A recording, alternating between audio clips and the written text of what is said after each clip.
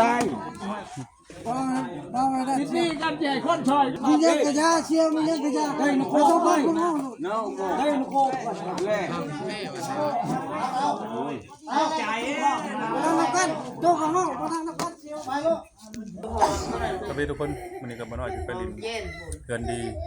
ไปกับแบบในพันล้านเลยต่อไปวันนี้ก็เที่ยวงานเงินดีมาดีเงินดีในบ้านก็ยังแหละก็คือทำเพิ่นที่ทำตลาดอ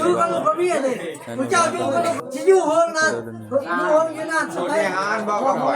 ปกติอยู่ห้องเพิ่มเติมนานสุดเลยอย่าเวลาเขาอยู่กันลูกกับเมียสิเขาจะย่างดอกไซต์ตัวนี้นี่ว่าเขาชูเสียวผู้มันผมไม่ย่างเสียวคนเขาชูเขาเสียนักกินเราเขา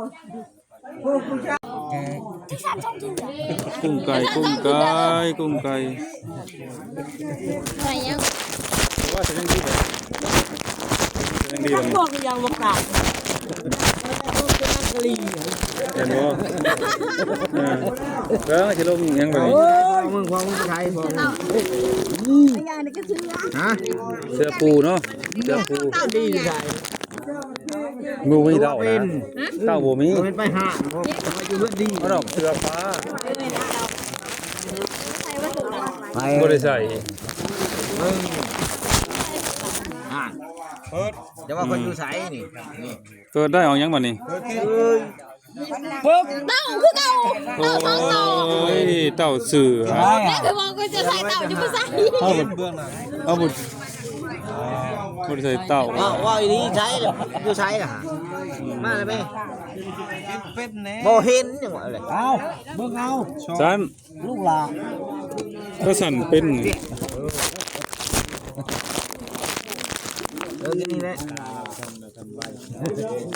เฮ้ยสิพี่มาเท้าดิพี่ยาวเลยเต่าต้องตัวนี่เต่ายังเต่าเสือใส่น้ำกันเหนียวเอาเสือเต่าเนี่ยกันเนี่ยเสือเต่าเนี่ยนะเอาไว้ลูกตามเปิดวันนี้ยังผัดอยู่เท่พี่บ้าเท่บ่อ๋อยังเต่าบ่มีเสือไม่มีเสือไม่มีเอาแต่เต่าปูชันเบิ่งลาชันลูกเบิ่งลาเวลาชันแล้วก็ย่อทั้งก้นดีกว่าจะได้ส่งจุ๊กเจ้าหรอจะปากแล้วเปล่านี่เขาเบิ่งเองให้เขาเห็นเขาว่าจะเป็นยังย่อไปให้เขาดูเฮ้ยลูกเจ้าจะออกยังไม่เคยถือนะเจ้าจะบอกคอยหน่วยจำหน่วยแล้วก็ชามหน่วยนี่แหละเห็นหน้ากระปุกชามท่อได้ดีเปิดวันนี้เปิดเลยไปจอกกุ้งบ่มานั่งที่พุงมาสั่นพุงอ่ะใช่ละบ่จบเสือสองตัวออกเสือปลาเชื้อเด้อเชื้อ2,000ตำนี่ก็กินจ่ายเชื้อ2,000โอเคอีกคนหนึ่งใช่ได้บ่ได้อันนั้นแกได้บ่อันออกแบบออกสูงดียังว่าวันนี้มันจะไปใช่ก็ไปนั่นไปมันจะพ้นแม่ขี่รถซ้ำเลยได้บ่แนมนี่โอ้ยไอ้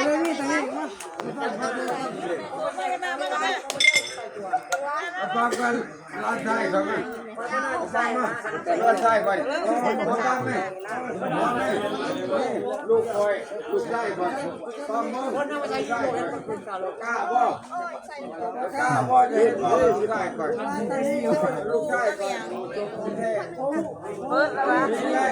ลูกได้พูดเจอพูดต่อลูกได้พูดนี่เวโรมานี่ลูกได้พูดนี่เจ้าได้ลูกได้ใส่เป็นชูใส่นะ นั่งรถเป็นตัวประกันรถชัว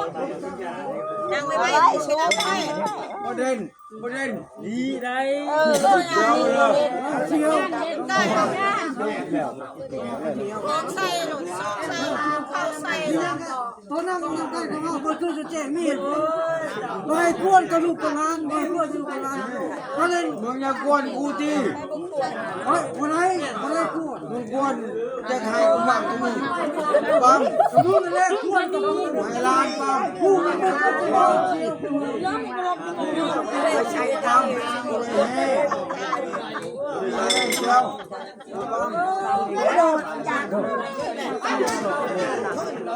ลานโกมึงที่กวนลานโกประเด็นมากพอให้มีตอนนี้จับมือกันมาต่อกันมาเดียวกันยุ่งๆ ตามแปะ จับมือมาเดียวเอาให้จบมาเดียว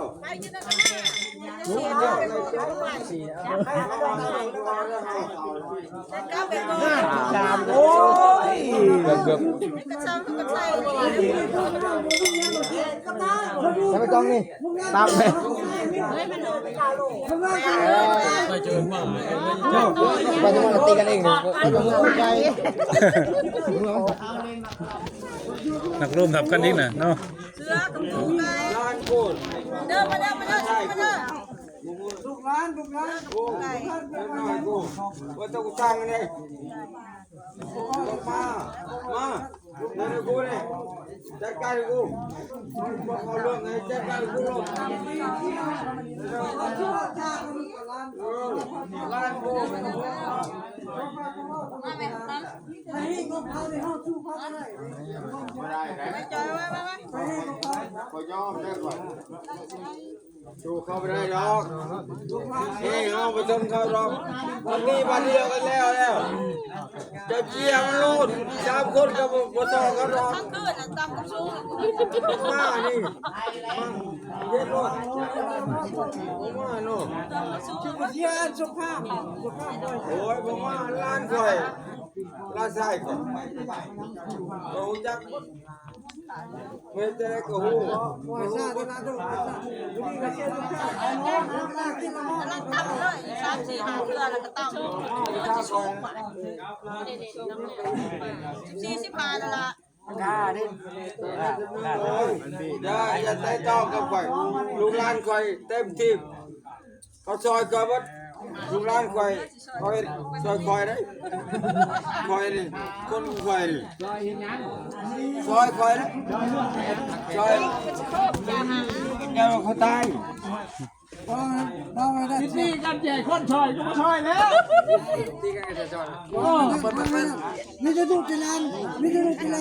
ทำย่างใครจะตีกันตีตัวเทียนยังนี่ดูกีฬาบดตัวเทียนยังเลยนะที่ให้คนชอยมาชอยแล้วตีกันขนาดมวยยังไม่มีคนชอยยังใช้น่วมโลดเพราะมีไฟชอยไฟแล้วตีกันเห็นคุณกีฬาบ่เฮ้ยมาเพ่เขามีเล่นกระยาเชียวมีเล่นกระยาเฮ้ยนโคไปเฮ้ยนโคเล่เอาใจทางนักกันโจ้กับห้องทางนักกันเชียวไปลูก